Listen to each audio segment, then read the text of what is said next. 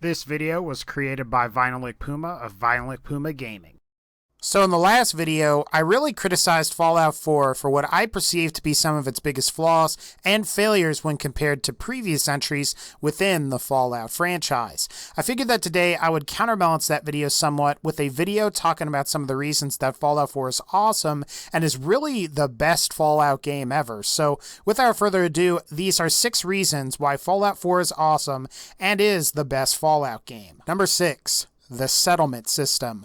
While I think it wasn't as well implemented, nor as explored and expanded upon as it really should have been, Fallout 4's settlement system is neat, and judging by its popularity among Fallout 4's modding community, I think it's safe to say that the settlement system was a welcome and good addition to the game, even though I am not particularly a massive fan of it myself.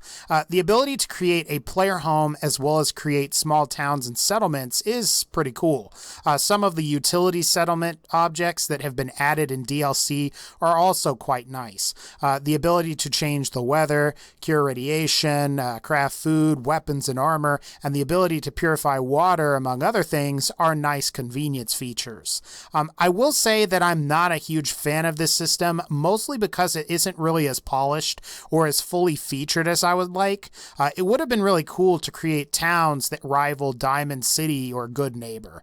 The ability to use the Minutemen to retake Quincy and reestablish a settlement there would have been a really awesome addition, and that would have actually made good DLC.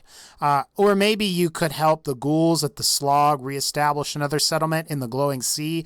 That would have been pretty interesting, helping them do that. I also wish things like maintaining a stable local political structure and declaring war on other factions and the ability to capture their settlements, I think this would have been also a really interesting addition as well, especially if it was similar to Skyrim's war between the Imperials and the Stormcloaks. Number 5, weapon and armor customization. As I stated in my previous video on the 5 reasons I think Fallout 4 failed, one thing that Fallout 4 definitely got right about in-game weapons was the ability to customize and modify existing weapons in the game. The fact that you can modify your pistol to be automatic or not, you can add silencers or scopes to it, and have that be completely interchangeable is a really cool feature. I like how laser and plasma weapons are almost completely interchangeable as long as you're willing to swap barrels, weapon stocks, and grips, along with some other pieces. You can also add splitters to energy pistols and rifles to give them the properties that are more akin to like a shotgun type weapon. And you can also attach sniper barrels, which make energy weapons deal more damage, as well as overall improve their accuracy, but you get reduced magazine size. For ballistic type weapons, you can equip receivers that specialize in armor penetration, and on certain weapons, you can even convert them from semi-automatic to fully automatic and vice versa. It's also cool that you can also improve both your power as well as non-power armors by adding certain modifications.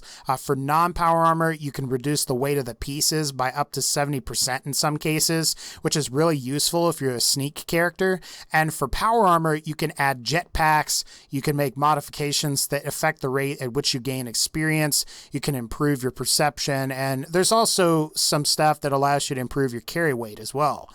This is a system that I would definitely like to see return in the future games. Number 4.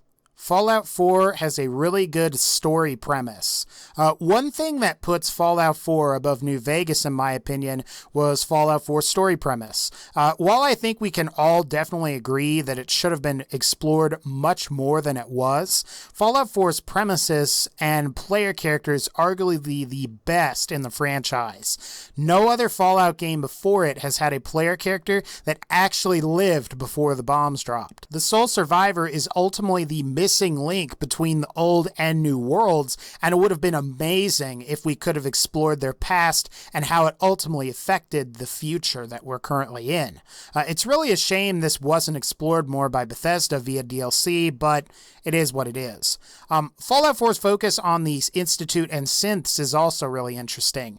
It makes you question what really makes us human, and at what point is a synth totally human, especially once they have acquired the bone, flesh, a need to eat, sleep, and then they also age like the rest of us.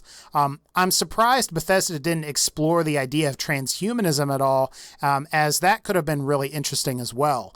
It might also give us a clue as to the fate of somebody like Star Paladin Cross, who was a cyborg from Fallout 3. I'd also say that Fallout 4's factions could also arguably represent some of our modern political ideologies. You have the Railroad, that's, I guess, like the more progressive and tolerant faction, while the Brotherhood is possibly more conservative, with both the Minutemen and the Institute somewhere in between the two. Fallout 4 also lightly alludes to themes like prejudice of the ghouls, similar to prejudice that some people face in our modern society, as well as like slavery of sense, which slavery, I guess, is not really a huge problem in America, but maybe in other countries, as well as morality and more. Number 3, superior art design, graphics, and aesthetics. So this is pretty obvious, but Fallout 4 is a much better looking game than Fallout 3 or New Vegas, not in just the graphics department, but Fallout 4 overall is a much better looking game in terms of the aesthetics as well. One of Fallout 4's biggest improvements in this department is Bethesda's attention to lighting and how light can either cast shadows or reflect off of different surfaces, which makes this game feel that much more real in my personal opinion. For the most part, the textures and Fallout 4 aren't leaps and bounds above the previous games. It's more how light interacts with them that makes them look more real. There's also a lot of more variety within Fallout 4's game world. You can experience different areas like countryside, you can experience downtown urban areas, swamps, and beaches, and then you can also experience areas that are almost out of this world, like the irradiated glowing sea. This is a big departure from previous games in the franchise. Fallout 3 in particular is mostly this like extremely gray, desolate, and ugly looking area to explore. And while I definitely think Fallout New Vegas fares better with some wooded areas as well as some desert areas, Fallout 4 still has more variety within its game world. Number 2, better combat and VATS system. Fallout 4 makes previous Fallout games feel sort of tanky and slow in comparison. The pacing and overall flow of combat is much more natural now. In previous generation Fallout games like Fallout 3 and New Vegas, the first-person shooter elements feel really slow, especially when you start to compare Fallout 3 or New Vegas first-person shooter elements with more action-oriented FPS titles like either Borderlands, Halo, or Call of Duty. Now, while Borderlands 2 and the pre-sequel Call of Duty Advanced Warfare and Beyond, and then Halo have faster paced combat than Fallout 4, Fallout 4 is still a very comfortable shooter to play. Compared to previous games, things like aiming and shooting your gun feels much more fluid in Fallout 4 overall, and plus the bullet time effects provided by Jet are pretty fun to mess with and weren't seen in previous games. I also like Fallout 4's modification to the VATS system. In previous games, VATS was more of a quasi-turn-based mode where you froze time and shot enemies into oblivion. However, now in Fallout 4, it's largely still similar, except there's more of a sense of urgency when you acquire targets in VATS because time merely slows down as opposed to stopping entirely.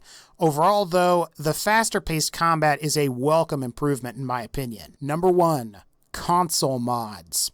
One major advantage that Fallout 4 has over many other multi-platform games is that it has essentially introduced the concept of user-generated content, or more specifically mods, to the console audience. As far as I know, and I could be wrong about this, Fallout 4 is the first game on consoles to have official mod support.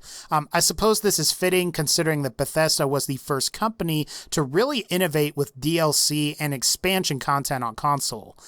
It makes sense that Bethesda would be the first to bring video game mods to console, as they also brought the concept of expansion content or DLC to the console. While other games had user-generated content in the form of like Halo's Forge mode, Little Big Planet I think had user-created levels, and then of course Sega licensed like the Game Genie, which allowed you to cheat in the game. None of these things are as fully featured as Bethesda's mod mod tools, where you have the ability to create new weapons, armor, and use the same tools that the developers use to create your own content. All that's really left now is some way for Bethesda to incorporate these mod tools directly onto the consoles, so regardless of what platform you are on, you can develop mods to share with the community directly from your console. I'd argue that console mods is one of, if not the biggest innovations that Fallout 4 brought to the video game industry. I also think that the best part is that console mods have been very popular so far. Hopefully we will see other development studios introducing mods to their games. It would be awesome to experience console mods in games like Call of Duty, and as much as I harp about it a lot on this channel, I'd like to see user-generated content in the next Borderlands game. Anyway guys, that's going to pretty much wrap up this particular video. If you like this video, please be sure to leave a like, and as always, take care and I'll see y'all next time.